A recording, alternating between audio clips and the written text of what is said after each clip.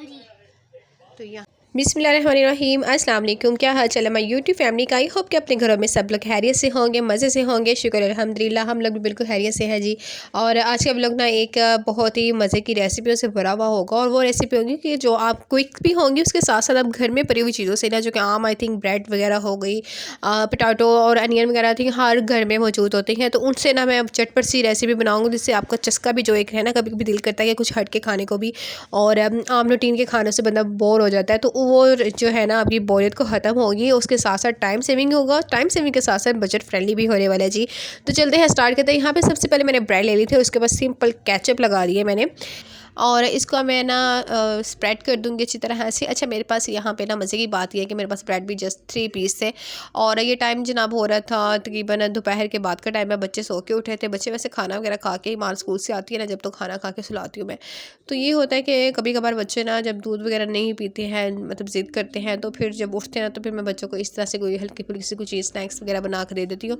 अच्छा, ये ना शाम की चाय के साथ अगर आप ये बनाएं तो बहुत ही बेस्ट रहेंगे। हाँ, उस पर सर्दियाँ आ रही हैं ना, तो सर्दियों में ये होता है कि सुबह बाज़ आम घरों में आई थिंक यही होता है कि सुबह लेट नाश्ता होता है, क्योंकि दिन छोटे हो जाते हैं। और उसके बाद फिर दोपहर को खाना खाने का ना बिल्कुल दिल नहीं करता। फिर शाम को खाना खाते हैं तो फिर ये होता है, फिर रात को भी लेट नाइट्स होते हैं, तो रात को दोबारा भूख लग जाती है। तो ये जो सैंडविच है ना, ये बेस्ट होने वाले हैं उन लोगों के लिए कि जो कि सुबह लेट नाश्ता करते हैं, तो उसके बाद जब दरमियान में मतलब ब्रेक करते हैं ना, ब्रेकफास्ट के बाद, मतलब दोपहर में 4-5 बजे आप चाय के साथ ये ले लीजिए, और रात को फिर खाना जो होता है वो 8-9 बजे बंदा आराम से कोई खा लेता है। अच्छा, ये तो बताना भूल गई कि मैं इसके अंदर फिलिंग कौन सी करी। तो जनाब मैंने जैसे आपसे ना शेयर अभी करना है आगे चल के खाना वगैरह, तो मैंने आलू गोभी बनाई थी। तो उसकी रेसिपी ना ये है कि मैं आपसे बाद में शेयर करूँगी, लेकिन ये उससे नेक्स्ट डे का जो क्लिप्स है ना, ये मेरे पास पड़े हुए थे, शादी से पहले के क्लिप्स है मेरे पास, जो कि मैंने आपसे शेयर करने थे। मैंने कहा रिकॉर्ड तो कर लिया, चले शेयर भी कर देती हूँ, तो है आगे पीछे भी हो जाएगा। आपको तो रेसिपी चाहिए ना बस। तो है जी, यहाँ पे ना फिर वही वाली आलू ज़्यादा थे, गोभी बहुत कम थी, वो पड़े हुए थे, तो मैंने उसी को मैश करके तो इसके अंदर डाल दिया। मतलब कोई चीज़ मैंने यहाँ पे रेडी नहीं की है, जस्ट सब कुछ था मेरे पास। मैंने इसके ऊपर केचप जस्ट लगाई है ब्रेड के ऊपर, और वो डाल दिया। आप चाहें तो आप आलू की मटेरियल वगैरह बना के ना, जिस तरह हम आलू के पराठों में डालते हैं या आलू के नगेट्स बनाते हैं, तो वो भी डाल जा सकते हैं आप। खैर, मैंने तो वैसे यहाँ पे डाले थे गोभी वाले, जो इसके साथ इतना मज़े का फ्लेवर आया था ना, तो ज़रूर ट्राई कीजिएगा। हाथों पे अब सर्दी है तो वेजिटेबल गोभी वगैरह ये सब कुछ खाना वगैरह सालन तो बनता ही हर घर में। तो अब जब वो बच जाते हैं ना, या बाजू का तो वैसे भी चपाती के साथ खाने को दिल नहीं करता, तो इस तरह आप बना के ना ज़रूर ट्राई कीजिएगा। अच्छा, यहाँ पे जो मैंने लास्ट वाला ब्रेड का पीस जो था ना, वो इतना मज़े का क्रिस्पी सा बना था, आपको देख के भी लग रहा होगा।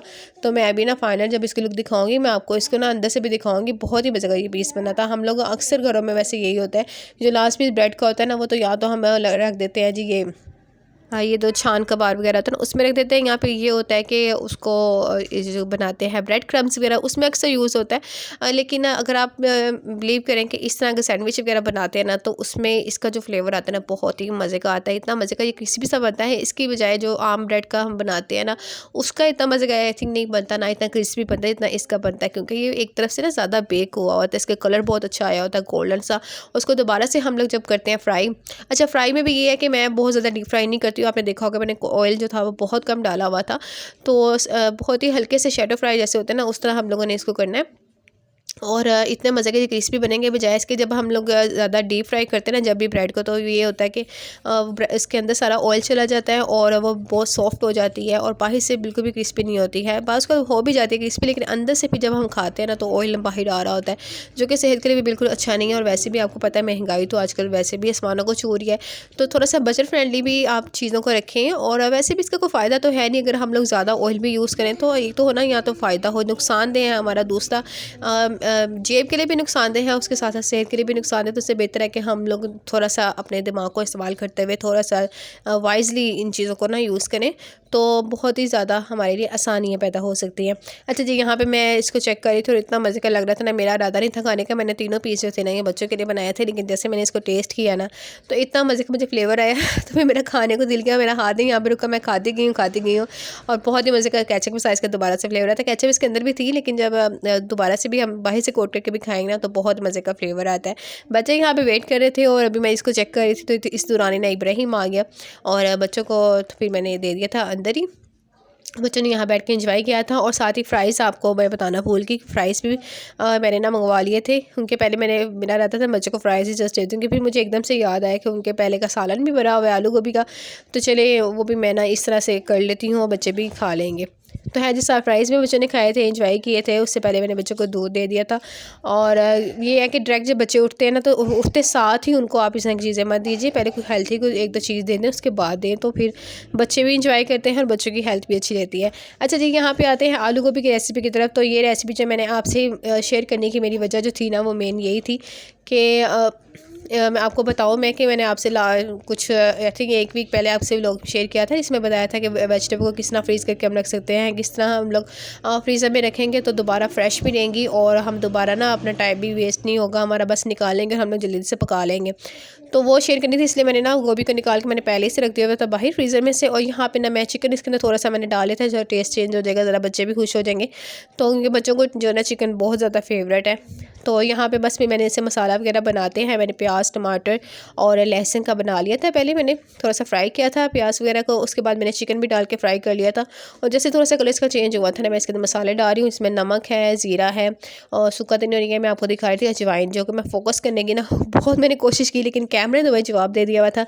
लेकिन मैंने भी फिर कसम खा ली थी कि मैं भी दिखा के इसको छोड़ूंगी। तो अजवाइन का 1 टीस्पून भर के ना मैंने इसके अंदर डाला है, सूखा धनिया डाला है और ज़ीरा और नमक मिर्च हल्दी जो हम लोग घर में आप डालते हैं, कुटी हुई लाल मिर्च भी डाली है। अच्छा, अजवाइन डालने का ना मकसद ये होता है कि गोभी और इस तरह की जो ज़्यादा चीज़ें होती है ना, जो इनको बादी तसीर होती है, जिनको पास लोग खाते हैं, तो इनको फिर गैस का और इस तरह का डाइजेशन का कोई मसला हो जाता है। तो उसके लिए ये बेस्ट है, जब भी आप गोभी वगैरह बनाए ना, तो मैं तो शुरू से ये बनाती हूँ और ये टिप्स मैंने अपनी दादी की माँ से ली है।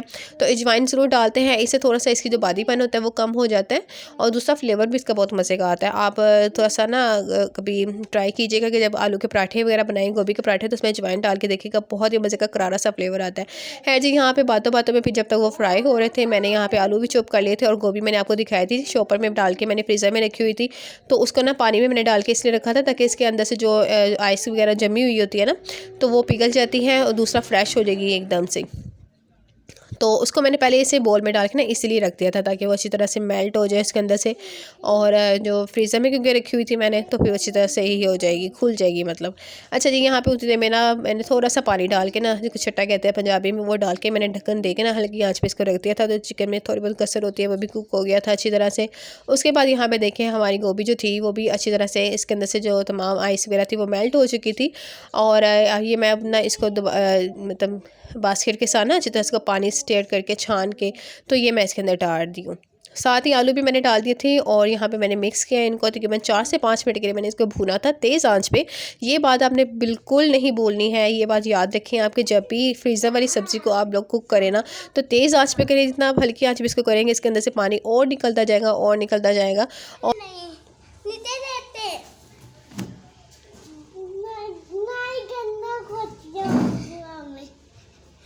क्या होती है? जन्नत होती है, इसलिए आप को कह रहे ना करें बाबा को। ये भाई को कैसे कहाँ से ऐसी बातें सीखता है? कहाँ से सीखा? कौन कह रहा था जन्नत होती है मामा के पाँव में? दादो कह रही थी। तो यहाँ पे जी मैं आप लोगों की इब्राहिम की जो मस्तियाँ हैं ना वो चेक करवा रही थी। और उससे पहले ना मैंने इसको ना अलहदा से मैंने पानी नहीं गोभी में डाला था, उसको जो पानी अंदर से पहले ही निकल आया था ना सब्ज़ी का, वो मैंने उसी तरह ही उसके अंदर ना मैंने इसको स्टीम दे दी थी तकरीबन 2 से 3 मिनट की। मतलब जब कि आपकी विसल बोलना शुरू होती है ना, उसके 2-3 मिनट बाद ही फ़ौरन आपने 5 मिनट भी नहीं लगाने, बंद कर देना, नहीं तो बहुत ज़्यादा सॉफ्ट हो जाएगी गोभी, आपकी ओवर कुक हो जाएगी। तो यहाँ पे देखिए कितनी अच्छी सी फ्रेश लुक एकदम से आगे, आपको लग नहीं रहा होगा कि आपने फ्रीज़र से निकाली है, मतलब 1 हफ़्ता पहले कटिंग करके रखी हुई थी, बिल्कुल फ्रेश इसकी लुक आ रही है। तो यही एक टिप है कि आप तेज़ आंच पे इसको बनाएंगे ना तो बहुत ही मज़े की बनेगी। जब इसको भूनेंगे हम तेज़ आंच पे, और उसके बाद हमने वैसे मैं जब पकाती हूँ ना गोभी, तो मैं हल्का सा पानी थोड़ा सा डाल के ना फिर इसको स्टीम देती हूँ, मतलब प्रेशर कुकर के अंदर। लेकिन यहाँ पे मैंने क्योंकि इसके अंदर ऑलरेडी पानी निकला हुआ था वेजिटेबल का ही, तो फिर मैंने इसके अंदर इसको कुक किया। अच्छा जी, मैं बात कर रही थी कि इब्राहिम की मस्तियाँ आपको दिखा रही थी। इब्राहिम यहाँ पे मेरे साथ लगा हुआ था। वैसे ही जब मैं प्रेशर कुकर मैंने बंद किया तो मैं बाहर चली गई थी, तो बच्चे मेरे पास ही आके खड़े हो गए। तो इब्राहिम मुझे कह रहा था कि मामा, माँ ना वैसे मुझे छेड़ रही थी, मेरे पाँव पे पाँव रख रही थी। तो इब्राहिम आगे से कहता है ना छेड़ो, ऐसे नहीं करो, मामा के पाँव के नीचे जन्नत होती है।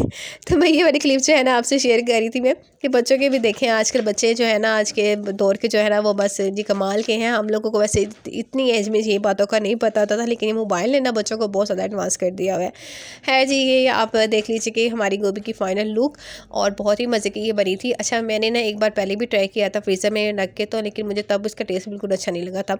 तब ये था था कि शायद मैंने ना कुछ मिस्टेक कर दी होगी, या मैंने इस आपको बताया कि इसको लो फ्लेम पे नहीं बनाना, तो ये कर दिया था। लेकिन इस बार बिल्कुल लग नहीं रहा था कि हमने पहले से ना इसको प्रिजर्व करके फ्रिज में रखा हुआ था। उसके बाद जनाब यहाँ पे आ गए थे मामा लोग और सिस्टर आ गए थे, उनके काफ़ी दिन हो गए थे शादी से, जब से मैं आई थी ना, तो मैं गई नहीं थी, तो मामा खुद मुझे मिलने आ गई। तो यहाँ पे साथ वो लेके आई थी लड्डू और लड्डू जो थे ये जनाब किसी और के घर से आए थे, मतलब मेरा कज़न है तो उनके घर बेटा हुआ था, सेकंड बेटा हुआ था, तो उन्होंने बेचे थे ना सबको, तो मेरा हिस्सा भी मामा को दे दिया था उन्होंने, तो मामा लोग वही लेके आए थे। और साथ ही ना यहाँ पे एक दिन पहले मैंने यहाँ पे बॉईल करके रखे थे जनाब ये संगारे और ये जो इसको क्या कहते हैं स्वीट पोटैटो यानी कि शकरकंदी, तो वो फिर मैंने सोचा मैं मामा को देती हूँ कि मुझे भी खाने का बिल्कुल टाइम नहीं मिलता बच्चों के साथ ना, बाज़ का माएँ भी अपनी केयर नहीं करती और भूल जाती हैं खाना पीना भी, और काफ़ी दिनों से मतलब पढ़े हुए थे, तो मैंने सोचा चले इनसे भी शेयर करते हैं। तो यहाँ मामा मुझे निकाल के ना कटिंग करके दे रही थी, बच्चों ने लड्डू इंजॉय किया और बच्चे ये चीज़ें बिल्कुल नहीं खाते हैं। हालांकि मेरी भरपूर कोशिश होती है कि बच्चों को हर चीज़ खिलाई जाए, और हम लोगों ने भी जैसे बचपन में ये चीज़ें इंजॉय की हुई हैं बच्चों को भी कराई जाए, लेकिन दोनों बच्चे जो है ना नहीं खाते। इब्राहिम थोड़ी सी जो है ना स्वीट पोटैटो इसने थोड़े से चखे थे, लेकिन ये माँ तो बिल्कुल भी चख के भी नहीं इसने देखा ना इसने खाया। और सिस्टर यहाँ पे बच्चों के साथ लगी हुई थी एक्टिविटीज़ वगैरह करने, तो यहाँ पे ना पेपर वगैरह घर में पड़े हुए थे कलर पेपर, उसके साथ सिस्टर ने ईमान को बहुत ही प्यारी सी बास्केट यहाँ पे क्विक सी बना कर दी। बातों बातों में अभी वैसे थोड़ी देर ही हुई थी उनको आए हुए, लेकिन क्योंकि बच्चों को ना थोड़ा एक्टिविटी इनका माइंड होना चाहिए, तो सिस्टर की आदत है जब भी आती है ना तो बच्चों के साथ इस तरह ये खेलती रहती है, और ईमान भी माशाल्लाह से अपनी हालात इसके साथ ना बहुत ज़्यादा खुश रहती है। तो यहाँ पे देखिए कितनी क्यूट सी बास्केट बनाई थी, और मैं ईमान को गई थी आप इसके अंदर ना खुद से फ्लावर बना के ना पेपर की, तो वो लगाना है इसके अंदर तो अच्छे लगेंगे। और ये था जी आज का छोटा सा व्लॉग। मेरी तबीयत बिल्कुल ठीक नहीं थी आज, मुझे बहुत ज़्यादा ना फ्लू और गले का मसला हुआ था, और आपको मेरी आवाज़ से भी लग रहा होगा, तो बहुत मेहनत से मैंने बनाई है। ज़रूर सब्सक्राइब कीजिएगा, लाइक और शेयर भी कर दीजिएगा।